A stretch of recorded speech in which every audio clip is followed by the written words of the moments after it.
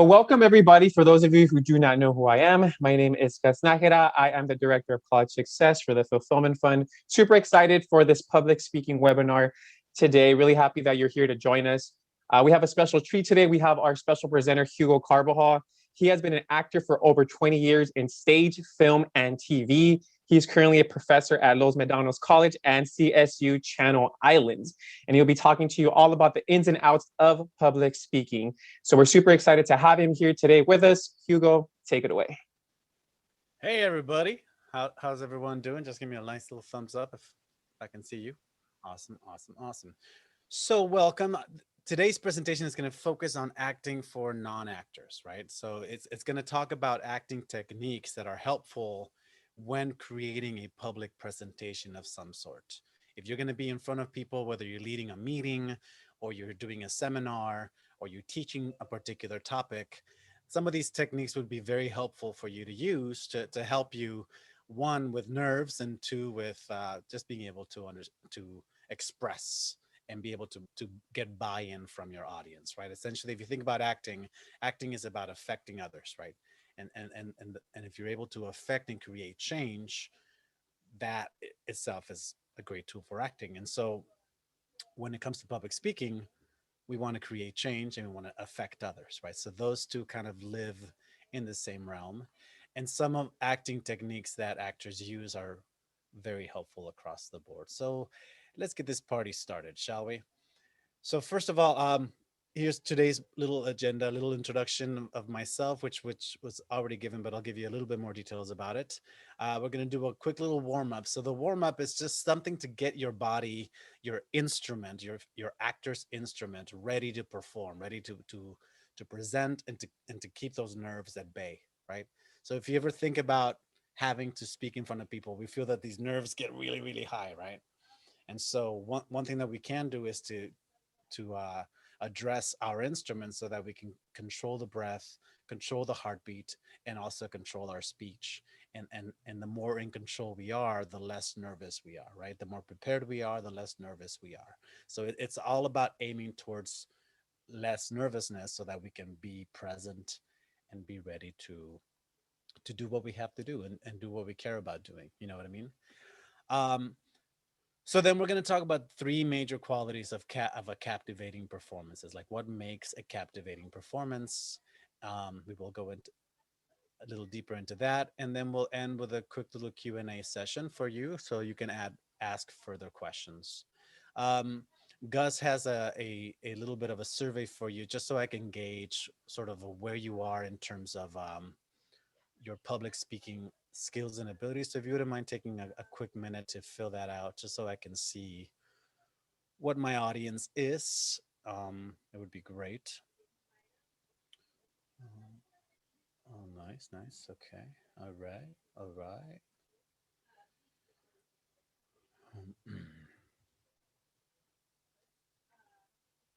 So far, though, the neutrals are winning. Nice.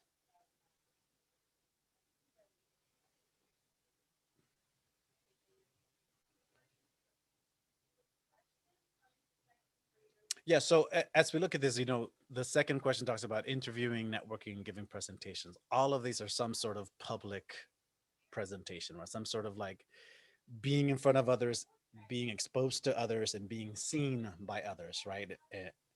And sometimes that can create a bit of a hurdle for some people, especially for me. Even though I've been teaching for, I've been acting for over 20 years, I still get anxious and nervous in certain situations. And some of these tools help me sort of be able to conquer that fear and that um, hesitation to just be myself and to present what I care about, right?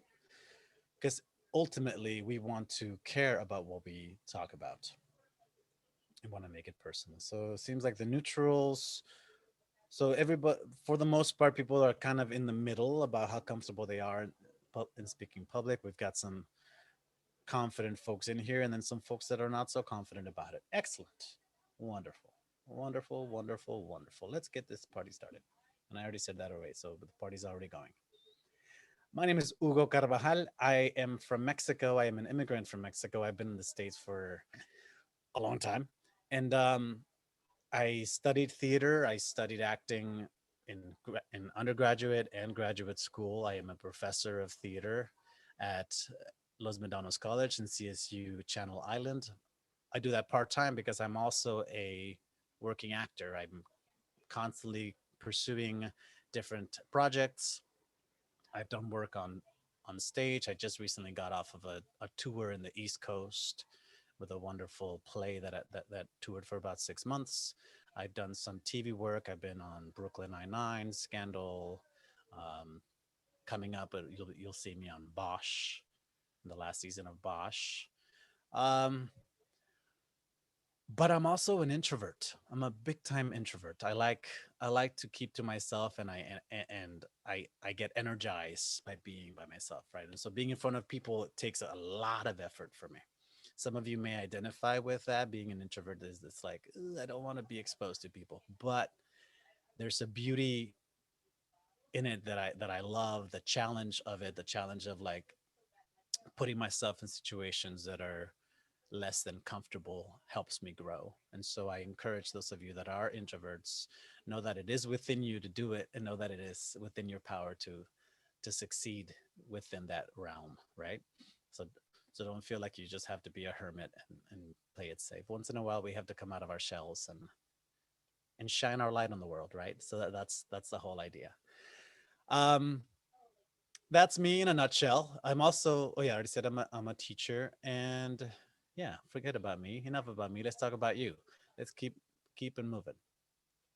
So here's a little quote that I found from David Diggs, one of the actors from Hamilton, who's is an up and coming wonderful actor. He says acting is about finding truth and finding a way to convey the truth, right? And so if you think about public speaking scenarios or interviews or networking, it's about your truth and sharing your truth with those you are encountering with, right? If at any point it's disingenuous, it feels, you'll feel it, you'll know it, and your audience knows it. So it's all about that truth. What do you have to say? What do you have to share with the world? um, Moving on. So let's first of all, one aspect of acting that I find extremely helpful, that I apply throughout my whole life, is my instrument. If you think about a musician, a pianist, a guitarist, they have their instrument and they spend a good deal of time fine tuning that instrument, making sure that it's in tip top shape so that when they call on it, they can depend on it. The same goes for us as actors. So I just want to invite you to put on your actor hat and assume that you are performers for today, right? And so we're gonna uh, go through a few exercises to get our instrument fine tuned. And for us, I break it down into four different parts. It's my breath. My breath allows me to, one, be able to project my voice. It allows me to center my thoughts and center my emotions and center my nervousness, right? My body, I need my body to work, to be able to express, to be able to tell stories, to be able to draw you in, right? So we have to make sure that the body is ready to go. The voice, that's how we communicate, and we want to make sure that we are understood. We want to make sure that what we are saying is coming through to the other side. And so that we're going to go through a few little techniques to make sure that we are not slurring our words, that our words are coming nice and crisp, and that they're landing, they're leaving our mouth and landing in the other place. And last but not least is our mind. Our mind is very important. Our mind helps us navigate muddy waters. It helps us navigate any sort of tense situations. And so I have a little exercise that I like to do just to get our mind working, especially if we're about to go into a situation that is high tension. You know what I mean? Like an interview or a presentation. So let's start with our breath. So I want us all to practice and try this along with me, right? And the way it's gonna go is we're gonna inhale through our nose, and we're gonna hold our breath for a certain count, and then we're gonna release the air with a sound for whatever count that we call, right? And then we're going to hold our breath, and then we're going to inhale again. And so we're going to do this to a count of four in a pattern of maybe about three or four patterns, right? So let's begin. So let's go ahead and plant our feet on the ground. Make sure that our shoulders are back, rolled back. Imagine that there's a little string at the back of your head that's like lifting your head, nice and strong, right? You're supported. Yeah. All right. So we're going to inhale to the count of four and inhale. 3, 2, 1. Hold your breath and then exhale on an S. 3, 2, 1. Hold it. 3, 2, 1. Inhale. 3, 2, 1. Hold it. 3, 2, 1. Exhale. 3, 2, 1. Hold. 3, 2, 1. And breathe normal. So now this time we're going to do it again, but we're going to slow it down just a little bit more, right? So the goal is that as you do this exercise, that you start to elongate that process. The count gets slower so that you can practice using the diaphragm, which is what supports your breath, to be able to use it when you need it. So again, and we're going to inhale. 3, 2, 1. Hold. 3, 2, 1. 3, 2, 1. Hold. 3, 2, 1. In. 3, 2, 1. Hold. 3, 2, 1. Out. 3, 2, 1. And breathe normal. That's a quick little technique that you can use anytime you are in a high tension situation. If you're about to go in and have a difficult conversation, before you go in that door, just spend a few minutes outside, just like going through that breath, and you'll find that it actually calms the breath down and calms the heartbeat and calms the nerves. If you're about to go do an interview, if you're about to do a presentation, practice that on a regular basis. Now, here's the deal. You have to practice it. You have to put it into practice on a regular basis, right? Anytime. Even if you're just about to do some homework and you know that you need like an hour to be able to focus on this paper, right? Spend time with your breath and you're going to notice how it aligns you and it makes your brain fire on all cylinders, and you'll be a lot more effective in what you deliver. Next is our body, right? So I'm going to roll back a little bit. Hopefully I don't break anything. Again, plant your feet on the ground. Make sure they're nice and solid plant, right? Roll the shoulders back. And then very gently just create a circle with your head going clockwise. No need to strain anything. Just get a little bit of lubrication going to the joints.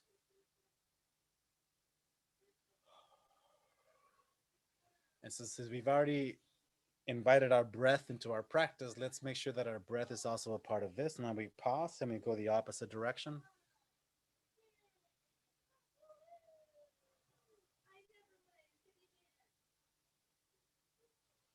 And pause and bring your head back to center. Now you're going to look to the right, pass through center and look to the left. Pass through center, look to the right and look past the previous point just a little bit further. And then back to center and back to the left and look past the previous point just a little bit further. And come back to center. And now you're going to tilt your head to the right. And with your left hand, you're going to point towards the floor. And you're going to feel a bit of a stretch happening right there, right? Remember to breathe. Remember that breath. When you exhale, exhale on a nice S. And then bring it back to center. Now tilt to the left. And now with your right hand, you want to point to the ground. You're going to feel a stretch happening right there. And release back to center. Now imagine that there's some strings on your shoulders. And I'm going to pull them all the way up to your ears. And then I'm going to chop off the string. Your shoulders are going to drop to the ground, right? Bring them up again on an inhale and then a quick exhale. Inhale again and exhale. One last time. Very nice. Now I want to stretch the face around. Pretend like you have one of those big bubble gums, and you know the big chew I used to put in your mouth, and like fill your entire mouth with bubble gum. Go.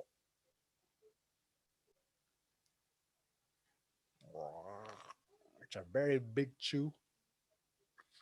Notice how your jaw is like going, wait, what are you doing to me? I've never worked this hard in my life, right? It's going to feel a little bit sore. Now you're going to make a big face. Ah. And you're going to make a little face. And a big face. And a little face. Plant your feet, roll your shoulders back, and take quick inventory of how your body is feeling now, right? You can do the same with the torso. You can circle the torso, right? Just isolate the torso if you can, and then go the opposite direction. And this is, if you're going to be sitting for a while, this is very helpful. It just gets a little bit of fluid going to your back, right? The same with your feet. So now raise your left leg off the ground and then write your name in cursive with your toes.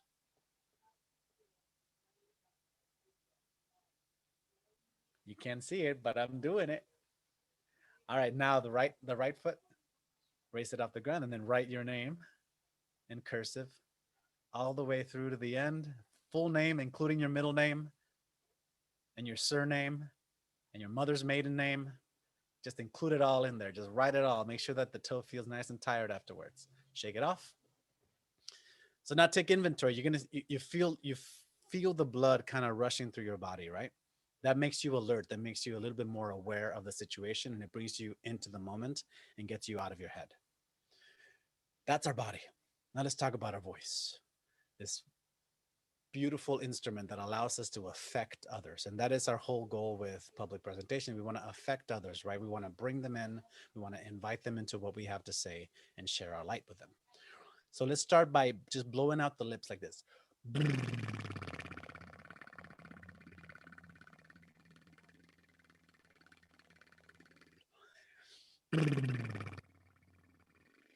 And then you want to add a little bit of a pitch. We're going to go like this. Bring it back down again. Bring it back up again. And back down again.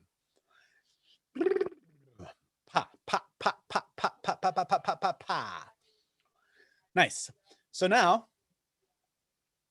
a little bit of fun with our voice is we're going to do some tongue twisters. Tongue twisters are a great way to get our mouth ready to speak. If you have to do a long speech of any sort, if you want to affect others, you want to influence others, your speech has to come through solid. Because if at any point your audience goes, what did he say? You lose them for a little bit, right? And then you lose momentum, and then you have to sort of like gain that momentum again. So if at any point you are misunderstood, you kind of lose your audience. So let's make sure that we have our diction nice and strong. So we're going to start with the first one. It's the lips, the teeth, the tip of the tongue. So take your time to really enunciate each part. The lips, the teeth, the tip of the tongue. The lips, the teeth, the tip of the tongue. And the lips, the teeth, the tip of the tongue. And the lips, the teeth, the tip of the tongue. The lips, the teeth, the tip of the tongue. The lips, the teeth, the tip of the tongue. So challenge yourself to go as fast as you can. The lips, the teeth, the tip of the tongue. The lips, the teeth, the tip of the tongue. The great advantage of this class is that nobody gets to hear you. So you can sound as foolish as you want to sound because your mic is muted. I'm the only one that's sounding like a fool over here. So let's do it. The lips, the teeth, the tip of the tongue. The lips, the teeth, the tip of the tongue. Try different tones. The lips, the teeth, the tip of the tongue. The lips, the teeth, the tip of the tongue. And sound like a British man. The lips, the teeth, the tip of the tongue. Right? Have fun with it. Here's the next one. Red leather, yellow leather, red leather, yellow leather, red leather, yellow leather. With me. Red leather, yellow leather, red leather, yellow leather, red leather, yellow leather. Red leather, yellow leather, red leather, yellow leather, red leather, yellow leather. There we go. Now here's the big challenge of the day. If a dog chews shoes, whose shoes does he choose? If a dog chews shoes, whose shoes does he choose? This one is especially challenging for me because I'm a native Spanish speaker, and the ch and the sh sounds are take a little bit of extra focus for me. So if a dog chews shoes, whose shoes does he choose? Choose. So go ahead and if you want to do a screen grab of these tongue twisters so you can have them handy and ready for you whenever you need them. If a dog chews shoes, whose shoes does he choose? If a dog chews shoes, whose shoes does he choose? Right? So that you just make very poignant. If a dog chews shoes, whose shoes does he choose? I said choose, choose, choose. Very nice. That's a tongue twister. And now on to a mind twister. What? So we want to exercise that mind, right? So here's a quick little game you can play anywhere you go, anywhere, anywhere, anywhere at all. Point to something in your room and call it what it is. Marker, post-it note, phone, uh, pills, right? Picture frame. That's exactly what it is when you point to it. And now you're going to point to something. Don't call it anything. Point to something else and call it the previous object. That's where your mind is going to go a little, what's happening, right? So I'm looking at this picture frame, water bottle. Keep going. Keep going.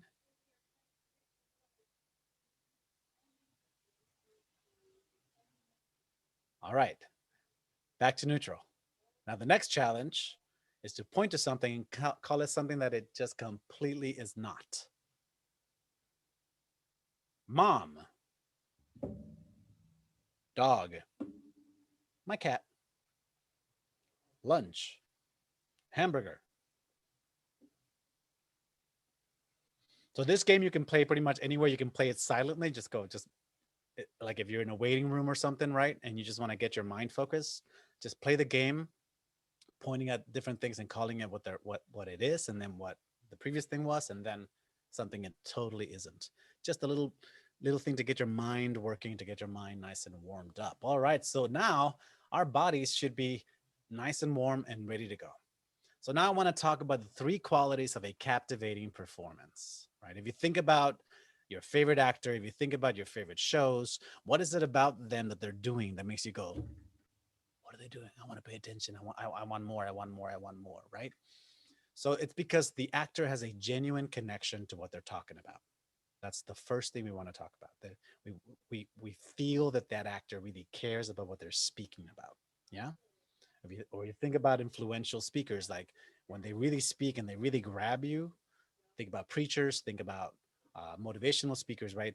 There's a genuine connection to what they're talking about. They really care about what it is. Two, there's a clear intention. We know exactly what they want, exactly what they're doing, right? It's clear. And third is an authentic expression. It comes from the heart, it comes from the soul. It means something visceral to you. There's an emotional importance to it. These are the three main topics that we're going to talk about today. We're going to break them down a little bit as we go, but that's the basic idea. Genuine connection, clear intention, and an authentic expression. Y'all with me so far? Awesome. Let's talk about the first one, a genuine connection. You have to care about the topic enough to want to talk about it, right? Yeah, it has to mean something to you. It has to be something you want to talk about. So for today, I have two volunteers that we're going to be working with today. We have Millie and Ilda. If you wouldn't mind turning your cameras on for me so I can see you, and go ahead and turn your mic on so I can chat with you. So we touched base a little bit before the presentation, and I was talking to Millie, and I said, Millie, what is something that if you had to do a presentation about that you really care about, that you would talk about? And Millie talked about recently joining a sorority and how much that means to her. And so I said, what if we do a presentation that talks to other young ladies who might be interested or might be thinking about joining a sorority, right? Millie, can you tell us what title we arrived at? The power of sisterhood. The power of sisterhood. Isn't that so inviting? Isn't that just like, I want to know more about it, right? And because it means something to Millie, then that's the first thing. You have to connect to it, right? Like if I asked you to talk about, I don't know, mildew, you really wouldn't care much about it, right?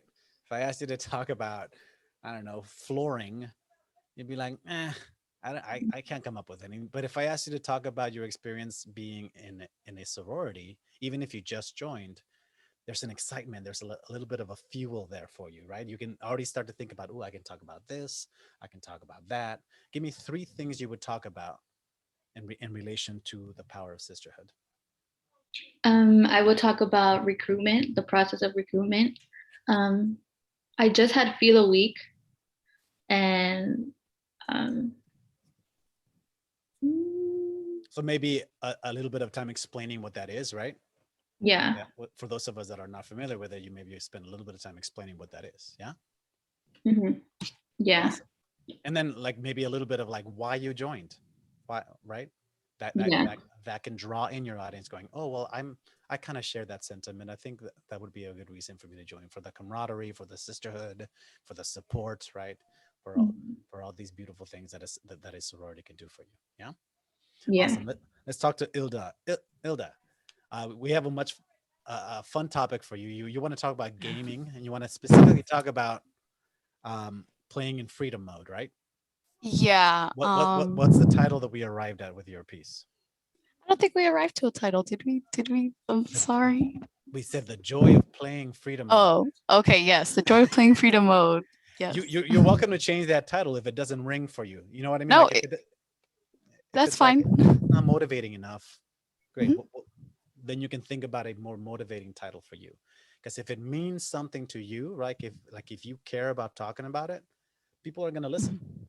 Mhm. And you're gonna have enough content to share because you care about it. Yeah. Yeah. No, I like the title. I just had forgot it for a second. I'm sorry. No, it's all good. Don't worry about it. The joy of playing freedom mode.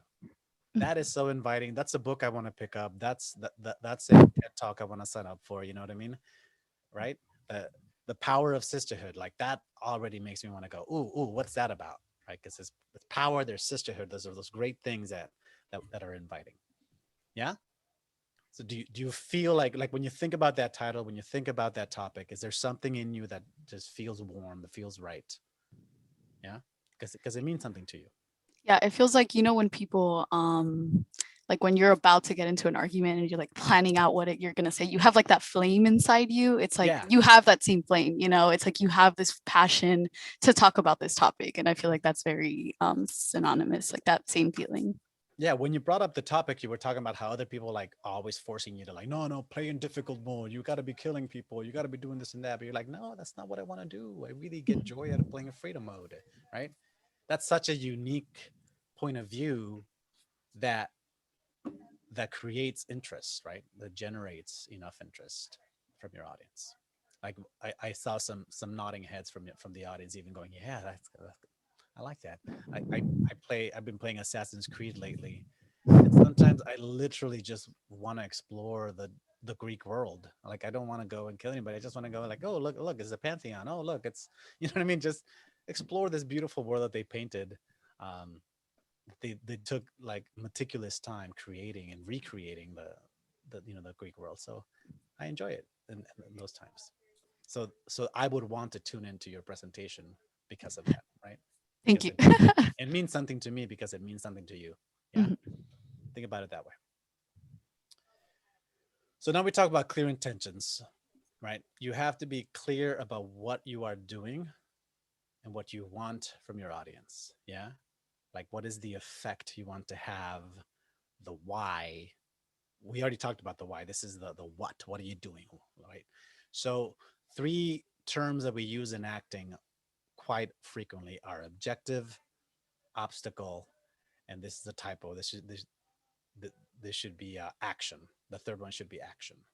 So it's objective, obstacle, and action.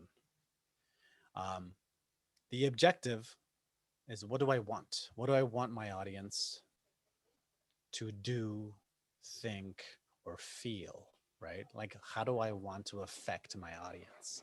If it's a call to action, if it's like, for example, Ilda, let's say you want your audience to go and play in freedom mode and give it a chance, right? That's your objective. I just want you to try it.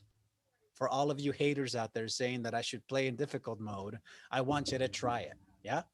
Yeah, I feel like Guitar Hero on beginner mode, it's just a lot more fun, it helps your like spirit, your ego to not suck that bad when you're on expert. I don't know. Yeah.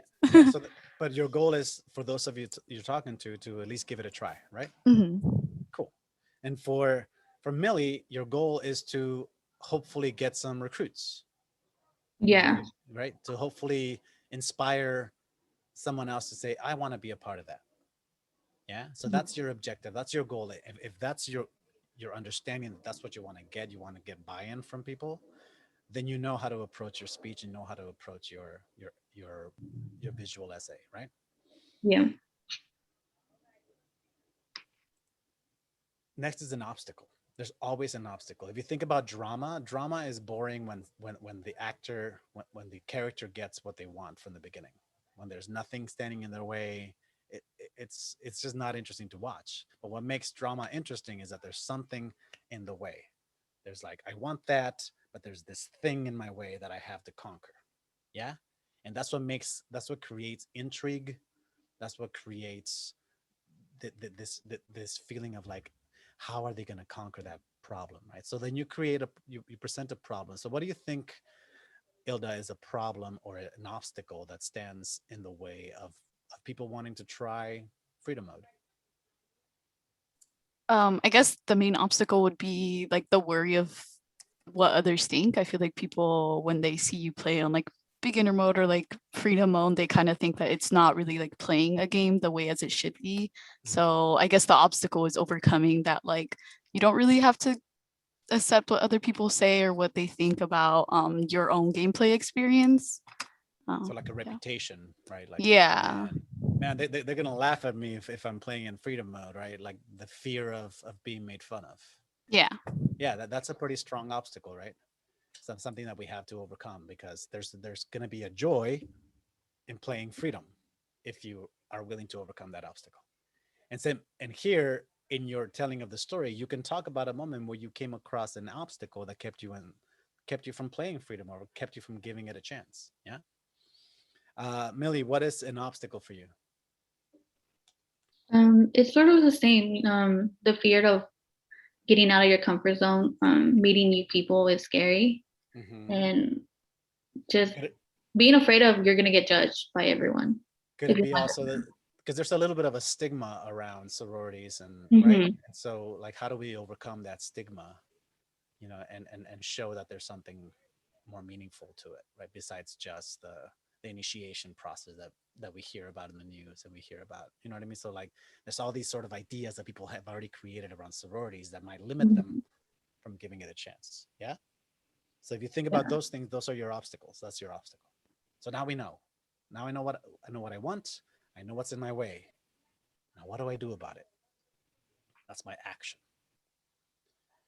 So that's when you take action. That's when you do something about it. And one way that we define is, what do I do to get what I want? Like if I want people to play, and and the obstacle is that they feel they're going to be judged or looked down upon because they're not playing in hard mode.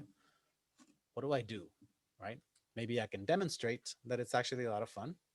That's an action you can take, right? You can actually have like little demo of you playing in freedom mode and showing how much fun that is, right? You can what's other actions you can take? I know, I mean, particularly for say like if you're playing Halo, I know they have like actual like Red versus Blue, which is like a YouTube, it's like a show, right, that they made from a video game. So that's kind of on freedom mode where they can do what they want. So like seeing how people take these opportunities and like they make them something else. It's not just a game, it's like an actual form of film and media. is like an example of how freedom mode can give you more possibilities. Awesome. Awesome. Awesome. And Millie, what is an action you can take knowing what you want, knowing what's in your way to overcome that obstacle? Just showing up and being yourself, I Mhm. think is a way, because I was scared when I did it, but I had a friend who was already in it, so she sort of like helped me, like emotional support. So she inspired you, she Yeah. supported you. Hmm. Cool. So notice that I'm using these verbs to describe the action. So one tool that we use in acting is what we call active verbs. These are verbs that do something to the other person, right? They either grab, they inspire, they move. So let's take a quick look at what those um, verbs are. So if you notice here, my luchadores, they say I punish you, right? That's a verb, that's an action. I punish. Or the other guy goes, I tickle you, right? So those are their actions. It's I blank you. If the verb doesn't fit within that it's not a strong enough verb. We want to find verbs that fit within that um line. I blank you. So look at all these different verbs that we can use, like I elevate you, right? That can move somebody. I recruit you, I tease you, I idolize you, I grasp you, I shock you, I comfort you, right? Um, words that are harder to go with are words like interfere, because that requires some sort of a connecting word, like I interfere with you, I interfere for you, right? So that goes a little bit off the path. Or concede requires a noun of some sort. I concede my such and such to you, right? So it requires extra thinking. Simplify it. Go I blank you. Does it fit within that? Can I visualize it? I blank you, period, right? I admire you, I impress you, I invite you, I challenge you, I elevate you, right? I praise you, I ignite you. So if you think about when you made the decision to join a sorority, somebody inspired you, right? Somebody motivated you, um, somebody recruited you, yeah, and then you were sold. Does that make sense so far? So Yeah. those are the three things: objective, obstacle, action. Those are the three things that are going to make your presentation, your interview, your all those good things work. Fantastic. 20 minutes left. Fantastic. The third element that I want to talk about is authentic expression.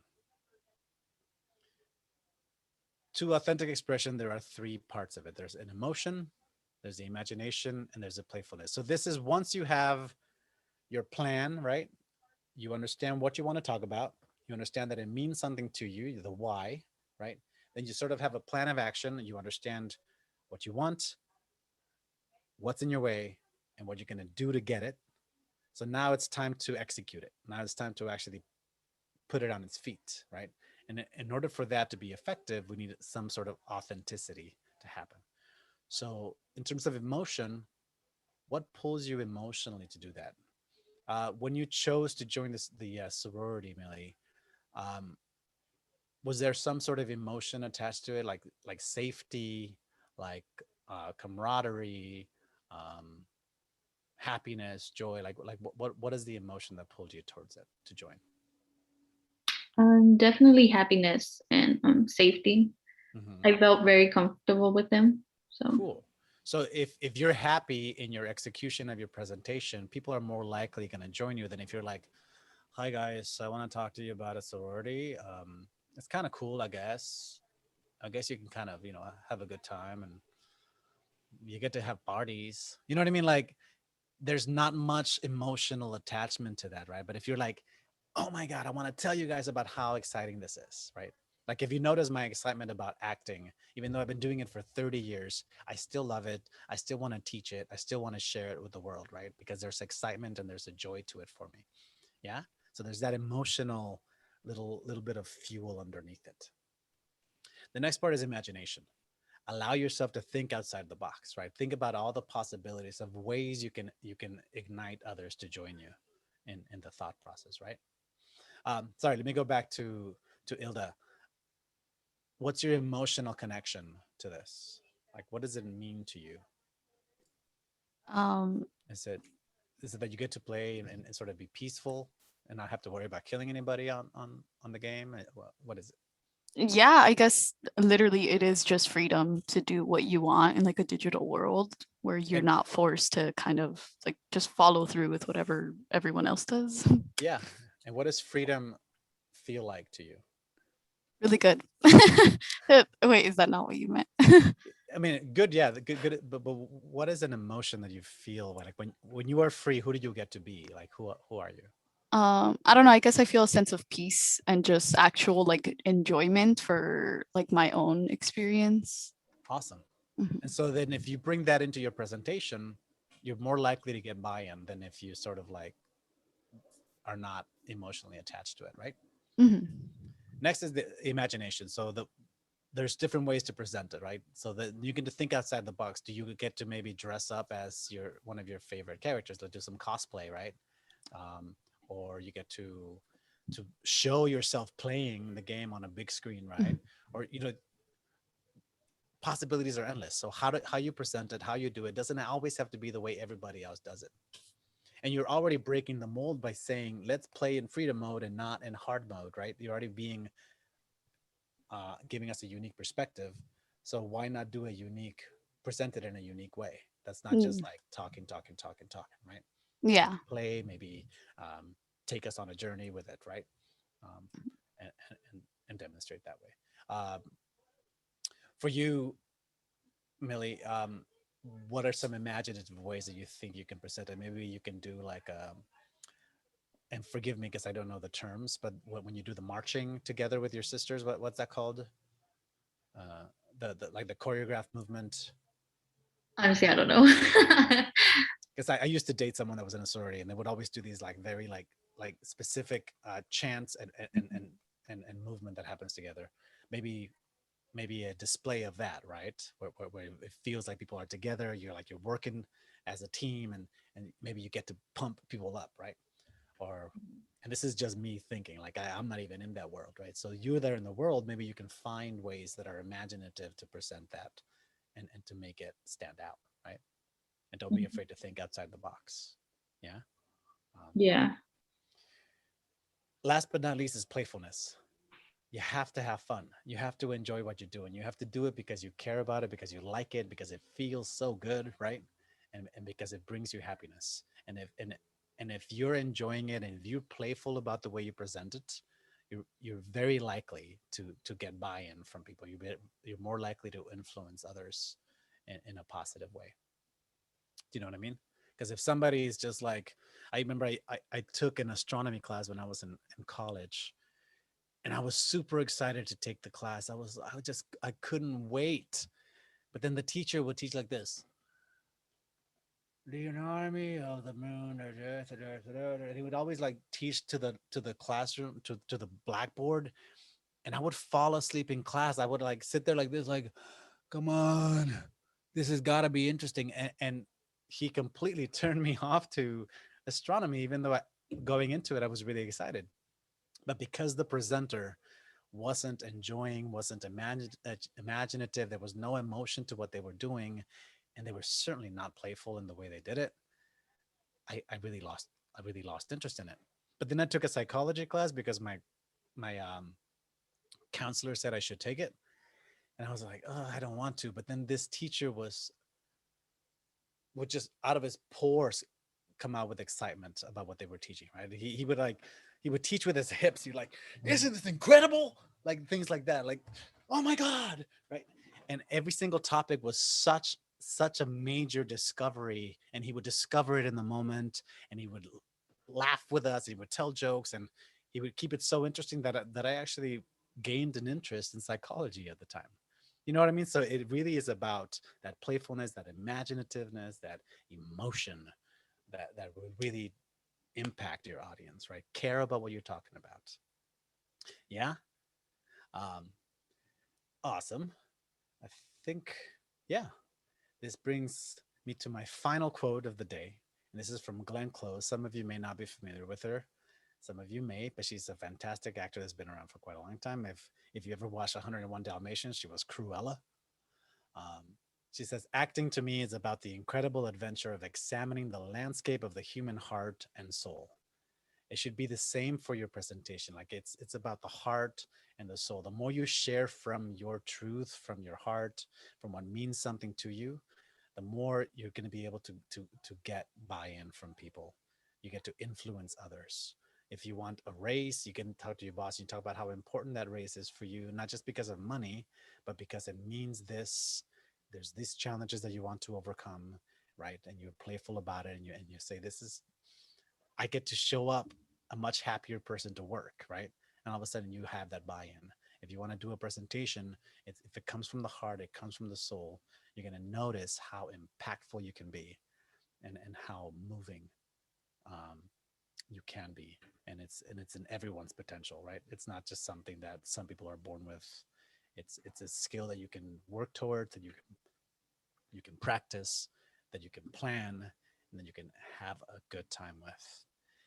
Now, I want to ask our two volunteers, Millie and Ilda, have I inspired you to go and create this presentation and do a presentation for us at some point in the future? Yeah. I hope so. I hope so, because I am excited about the titles of your presentations.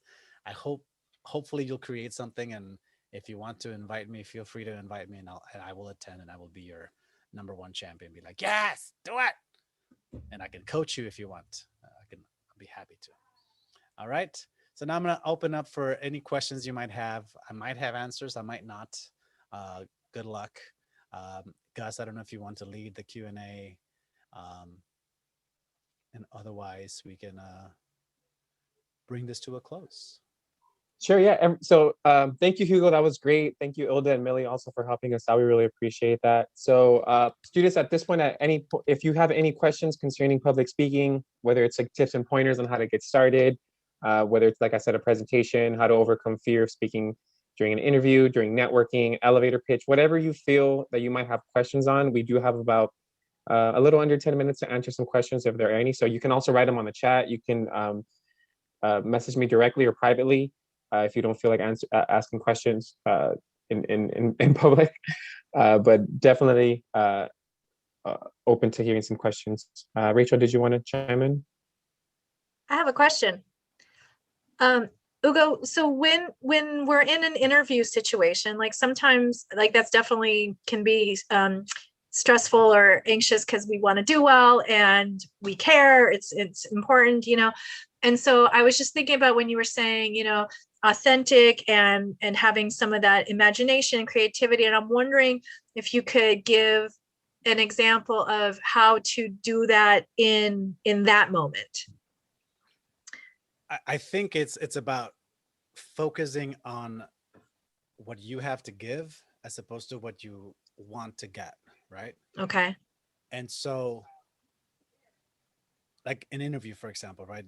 You have to kind of sell yourself, kind of sell people the idea of who you are, right?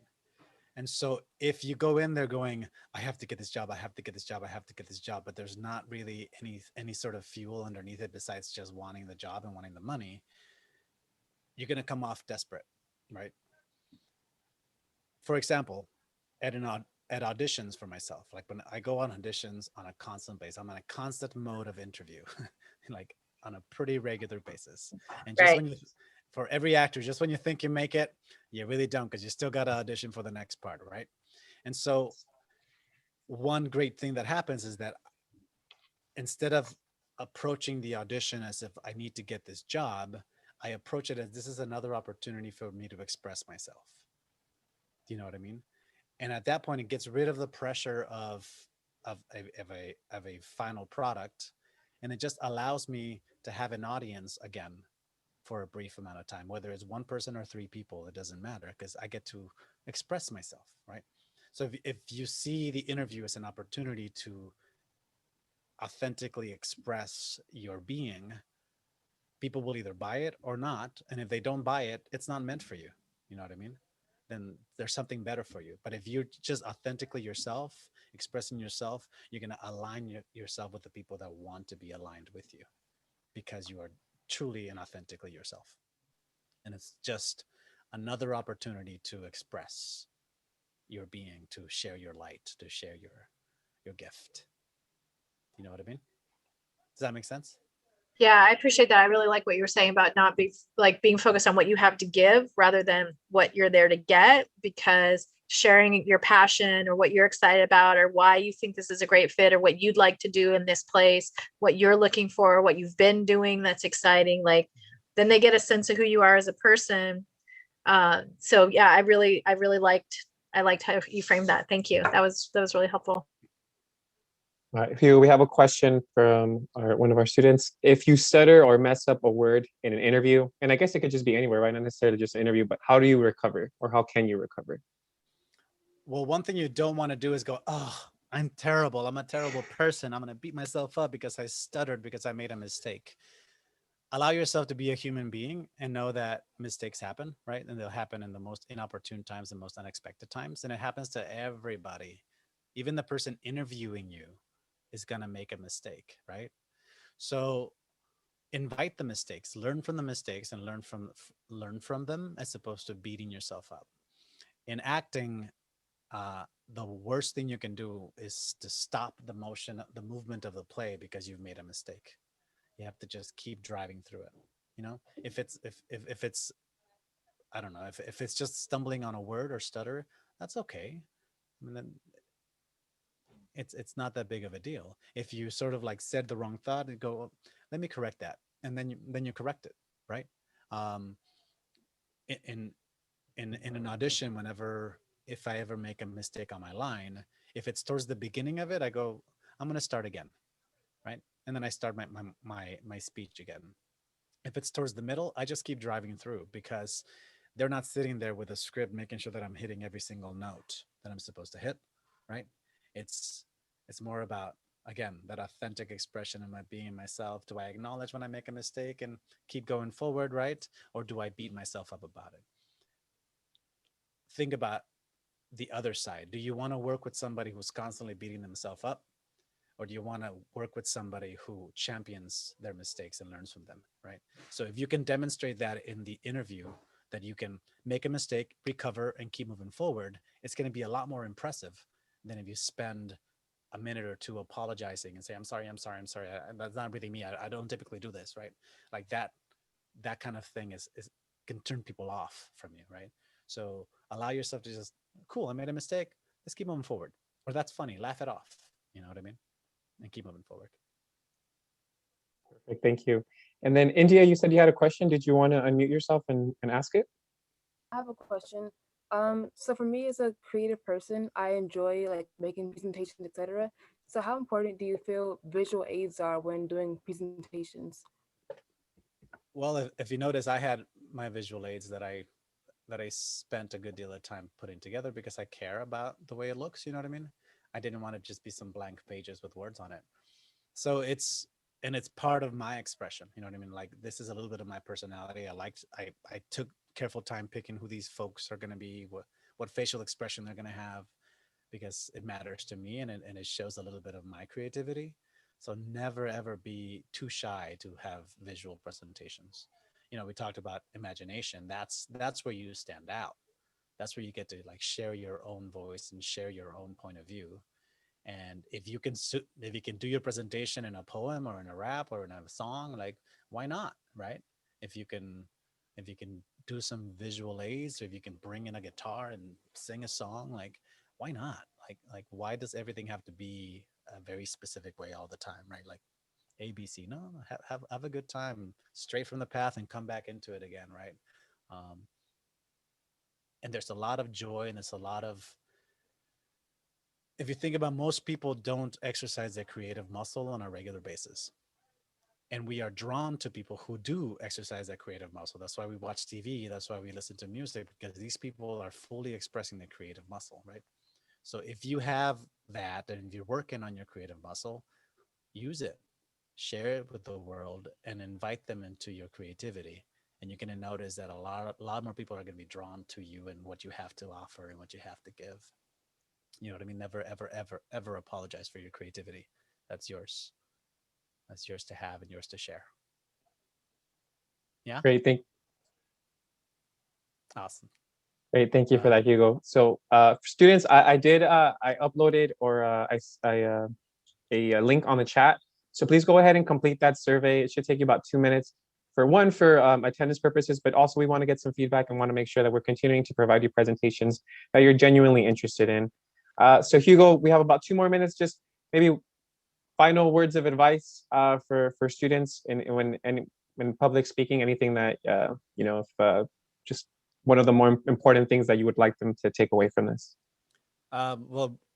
Just point out, Rachel pointed out that I made a mistake in my presentation. I talked about it, when I said that it was a typo on the slide, and then we kept moving forward. Like it didn't derail us. It didn't stop anything. So yeah, that's a perfect example. I even forgot about it, because I didn't pay much attention to it or much mind to it, right? If you don't draw too much focus to it, we accept it and we move on. I don't want to say just be yourself, because everybody says just be yourself, right? I think share yourself, share your true authentic self in any sort of public speaking presentation, because that's what we want to see. Most people are guarded. Most people go about life sort of protecting themselves. If you start to sort of like break that door, open up a little bit and give us a glimpse into who you truly are and what really truly matters to you, you're going to find so much more freedom in that and so much more joy, right? Millie and Ilda, freedom and joy. Those are the great words that are inviting. You know what I mean? So yeah, I would say just share it. Don't just be yourself, but actually be willing to share it, not just with those you love, but everybody else, because you have something to offer. You have something to give. Everybody does. Perfect. We actually have one. This will be our last question. Joanne, do you want to unmute yourself and ask this question? I'm so sorry I'm asking this, but it just came up. Thank you so much for the presentation, first of all, Hugo. And I was just wondering, kind of just curious, do you feel that getting into the whole acting realm has helped you in a more so personal aspect, as far as like befriending people in real life, like networking in a more personal interest light? Or is it more of your personality, would you say? I honestly never thought I would get into acting when I was in high school, because I was more of a bookworm. I like to keep to myself, and being in front of people, the idea of performing in front of people never really called to me until I was dared to audition for a show. You know what I mean? And then I did the show and I found out that there's so much joy in that expression. As nerve-wracking as it was, as all those, as challenging as it may have been, being an actor has helped me show up to the world more authentically. Do you know what I mean? Less guarded, less protected. You know what I mean?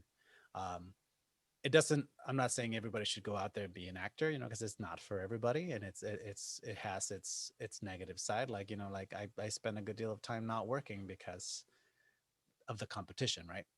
But when I get the chance to be expressive, trust me, I jump at it. I jump at it. Like, that's why I say when I have an interview or an audition, it's my opportunity to have an audience and to have a chance to share my light, right? And so then I revel and I enjoy that more so than trying to get a result from that. But I'm still clear about my objective. I'm still clear about what I want, but I'm not attached to the result. That's the big difference there. You know what I mean? Know what you want, reach for what you want, but don't beat yourself up if it takes a long time to get to it. Yeah. And that's what I've gotten from acting. Awesome. Thank you so much for that. Thank you, Joan. All right, perfect. Well, thank you, Hugo. I really appreciate it. I know we all appreciate it. It was a great time with you here. Thank you again, Millie, and Ilda, and thank you for everybody who asked questions. Really appreciate it. So thank you so much for joining us. If you haven't completed the survey, make sure to complete it. Like I said, it should take you about 2 minutes. But besides that, thank you so much. Enjoy the rest of your evenings, everybody. Take care and have a great rest of your day.